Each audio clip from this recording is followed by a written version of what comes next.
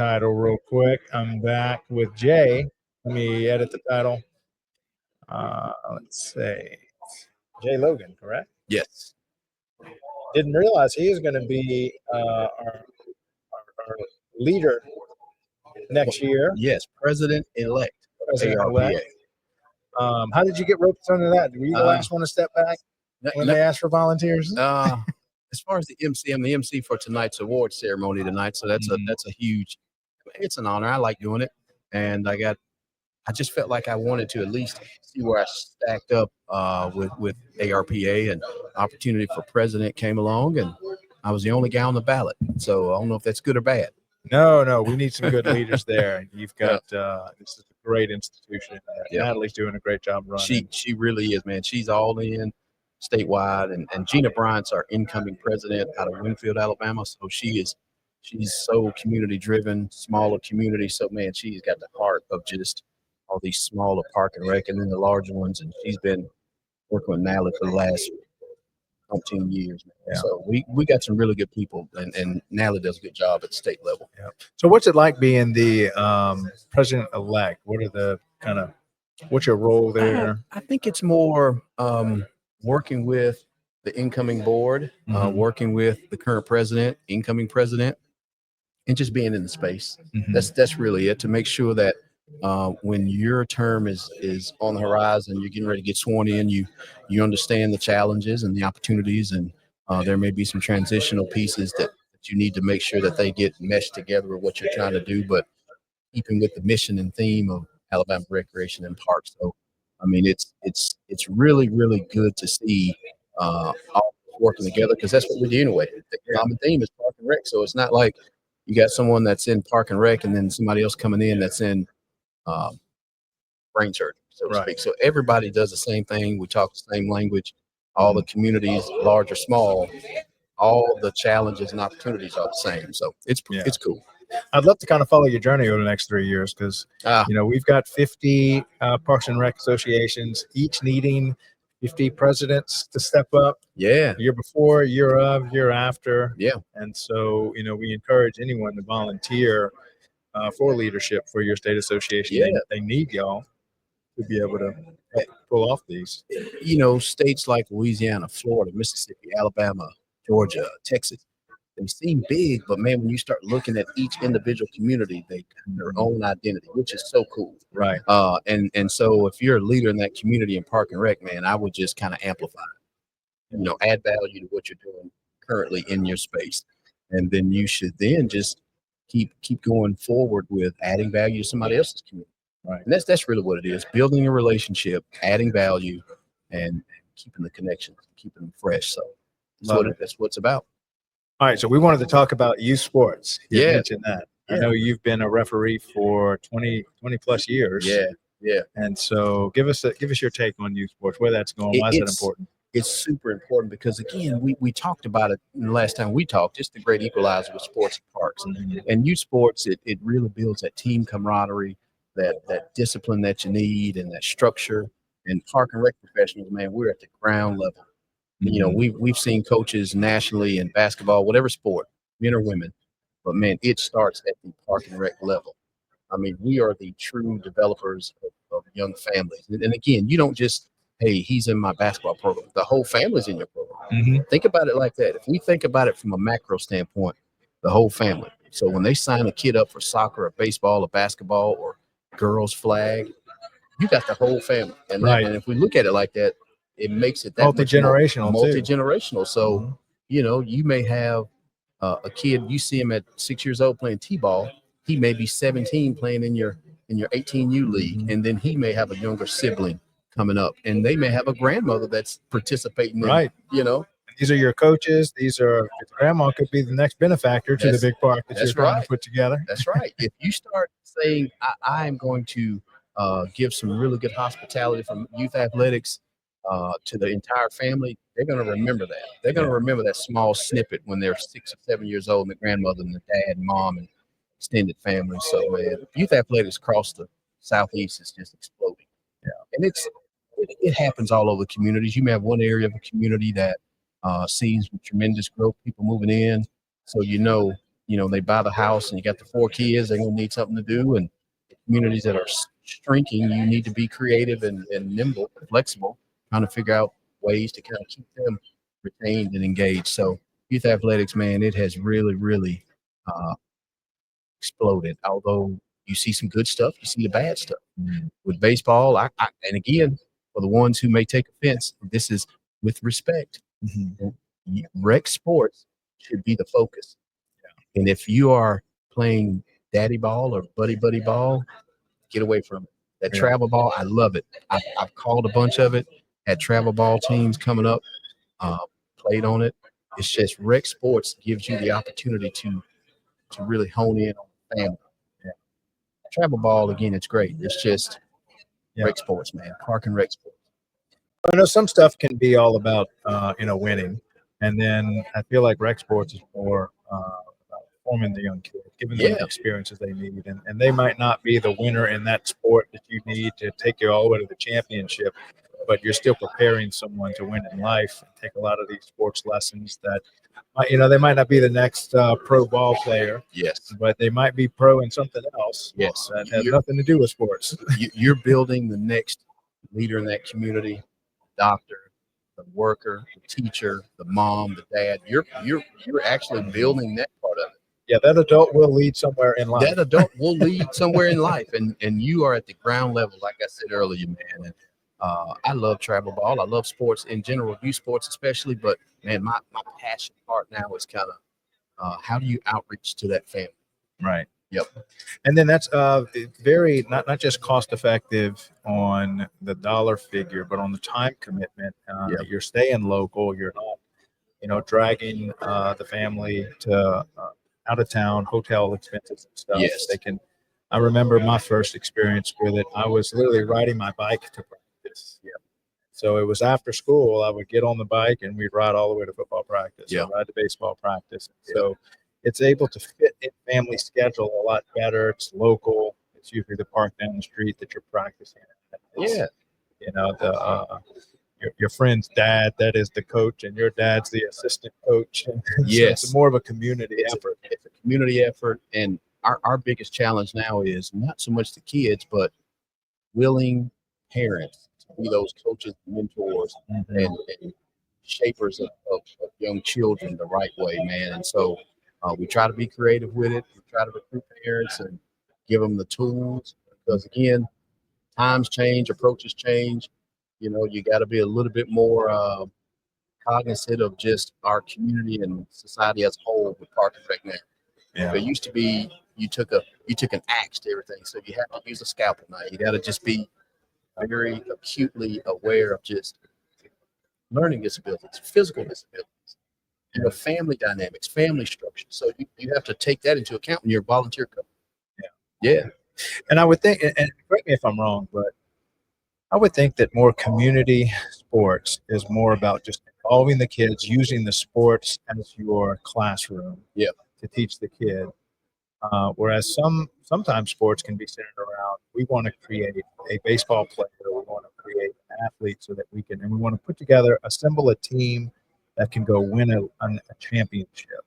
And so that is one direction, not necessarily right or wrong, but I would say that the community effort is more about, hey, let's use baseball as our classroom to help teach valuable lessons to this kid. If they win, that's great. If they lose, that's great too, because you got to learn. There's lots of lessons and losses. That you can learn so much in the loss. How to lose with class and grace. What needs to happen to be successful moving forward. We tell people, understand how can you add value to that program or that family. Where do you fit in? And then how can you recreate that success? Right. Not so much in a win or loss, but did that kid learn how to play the game? Did he have fun? Did his family enjoy it? A positive experience? So that deliverable, man, is important moving forward with youth athletics. Yeah. And then also just getting the kids out the house. Getting the kids out in front of the screen. Yes. Sometimes that's the win right there. It's just putting them on a team, say, look, we're going to teach y'all a game that we're going to play. Here's the rules. And then having them just have that experience. Could be the worst ball player ever to field the feel that you can have bad news bears, but man, you wouldn't know it because the families are having fun. They understand that, rec sports, we want you to be competitive and be successful. but if you give them a good experience, Yeah. they will soon forget about a win or loss. Yeah. Yeah. And then we can always, we take a lot of these relationships all the way into the rest of our life. Yeah. And then even, sometimes the best experience are the worst ones in our memories. Like, remember we were part of that team and they were horrible, but man, we still are friends today and standing at each other's weddings and stuff like that. That's a great point, man. When you can look back and peel back some layers 20, 30 years ago and say, man, I remember when we lost by 20, but man, we went to Pizza Hut and tore that buffet up. One of the shows we had recently, we had a pro ball player that sat right where you're sitting, and he just it's almost like he just, I started this and then I failed. And then they said I wasn't going to make it. And then they told him he'd never play baseball again and all this kind of stuff. And then he was 8 years and part of the 95 World Series for Braves. So it's like loss, winner for 8 years in his adult life. That's awesome. Man, that's actually podcast gold right there. Whoever that player was, man, he's like loss. Got it going. I forget his name. Was it Greg? Greg McMichael. Greg McMichael. He's with Braves Foundation. That's Great guy. Atlanta Braves Foundation, man. Yeah. Shout out to the Braves Foundation. Yeah, they're doing some good work here. We actually had all 3 guys on the podcast here. I was able to get them there. All come from unique backgrounds. Baseball really brought them all together. Yeah. And if you could pick a group of people that you would think would support highly competitive championship thing right after the other, you'd think it'd be them, and they're doing just the opposite. They're saying, you know what, we want to invest in community leagues. And they didn't come up with this idea on their own. They actually reached out to directors and they said, what do y'all think? And they actually pushed the Braves to do this. Yeah. And that's what is the Sterling organization here. Man, they've got a great organization. Braves Country. And ARPA is a holding hand strategic partner with Atlanta Braves and Braves Country and the Braves Foundation. So Greg and his team, Chad Parker, those guys, man, they understand the family dynamic. They understand we just want kids to be playing baseball, having fun, and that's what the Braves going to be promoting. We've had nothing but great things to say when they come in and engage our community at Tuscaloosa. So really good. Well, we touched on a subject yesterday I'd like to hit on again. All right. But about raising awareness to high school kids. And I just talked to the director of Auburn. Mm-hmm. And so the concept we came up with, or we came right here live on stage here, was we want to create content that you would show a junior that's getting ready to do concession stands. They're in their training week right before they work all summer for the city. Right. And we want to create like a 60-second, 120-second, basically pitch to, hey, did you know you can enter this as a career? And here's this university that has this degree catered towards it. And what we want to do is take Parks and Recreation out of this discovery major. And for those who don't understand what a discovery major is, that means you've already enrolled in college, you're in pre-med, you're in law, you discover a year, and this is just not for me. Right. And then you discover Parks and Rec along the way, or maybe even after graduation. And so many Parks and Rec people, that was their path. Yeah. And so we want to do our part let's take it out of discovery, show it to the kids in their junior and senior year before they actually make their choice. Right. And then they can pursue a degree in it all the way from high school, saying, this is what I want to do. I want to make a difference in my community. Parks and Rec can enable that. They're already practitioners of the degree anyway. Mm-hmm. I'll say really, really plainly now. The young kids already grew up playing sports. For most of them, they already grew up being around other kids at the playground. They already grew up being in a park. So they have real world knowledge. They're pre-qualified. You couldn't get a kid at 18 or 21 to say, hey, can you balance this balance sheet for me? It's a $30 million budget. Help me in the surgery center over help here. me in the surgery center. But you definitely can get an 18, 19, 20-year-old young person. They know about green grass parks and community pocket parks and sports because they do it anyway. Again, the great equalizer, like I said yesterday, man, it makes too much sense. Oh, yeah. If you want to impact kids' life, family formation, beautification of your city, making an impact locally, I mean, this is the number one place to do it. Yes. I mean, you hit it all, man. What you just said. I know we're recording, so you need to make sure you You kind of pull that out. All right, video editors, y'all clip that part. We'll make Clip a short out of it. Make Get it a on short, man. TikTok and Instagram. I'm telling you, that summed it up. You could almost go to these young people and say, look, man, you're already a year into your degree. You don't even know it, even though you're still a junior or senior in high school. If you played a sport, or if you went to day camp, or if you went camping, or if you played on a playground, you literally have real world knowledge. Yeah, and it seems like this younger generation, one thing I can say for them, the young kids growing up today, it seems like they're more focused on their life wanting to mean something, quality of life, wanting to make a difference. I can say that was something I recently discovered, but when I was, it was all about success and ambition. That was kind of my generation. But I feel like this generation is like, you know what, I'm okay if I don't get paid the world. I want my life to make a difference. I want it to mean something, and on their terms. Yeah. Yeah. And so I think Parks and Recreation is perfectly geared for this generation right now that's looking for meaning in life. Yes. And it's more about quality of life and community. And I don't need the big fancy and all this kind of stuff if my life is meaningless. Right. I'd rather invest myself into my local community and make a difference. That sums up that generation perfectly.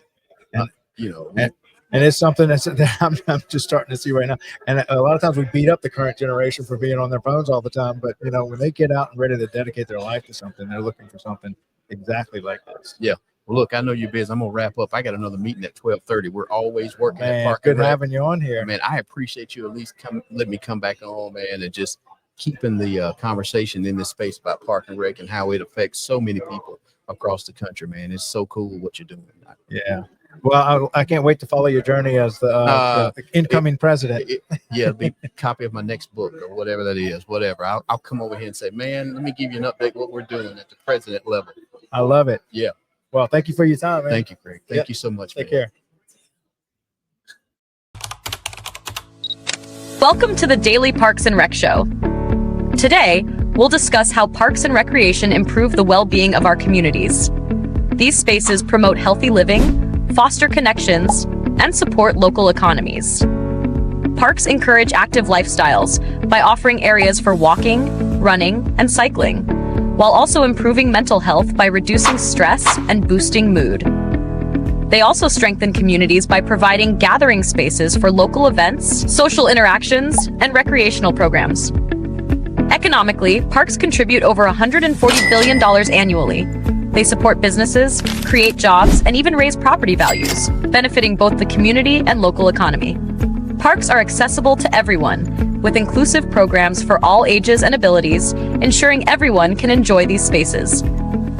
You can help support parks by volunteering, donating, or simply visiting. Every action ensures parks thrive for future generations. Thank you for watching the Daily Parks and Rec Show. Follow us for more insights on how parks enhance our communities.